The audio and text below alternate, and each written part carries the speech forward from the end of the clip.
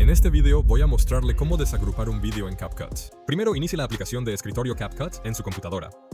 Si ya está trabajando en un proyecto, buscarlo y abrirlo para acceder al espacio de trabajo de edición principal. Si está iniciando un nuevo proyecto, puede crear uno desde la pantalla de inicio antes de continuar con los pasos de edición.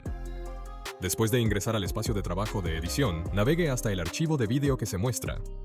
Encuentre los archivos de vídeo agrupados que desea separar. Los archivos agrupados a menudo están vinculados entre sí, permitiéndoles moverse como una unidad. Para modificar o editar clips individuales por separado, debe desagruparlos. Primero seleccione los vídeos agrupados en la línea de tiempo.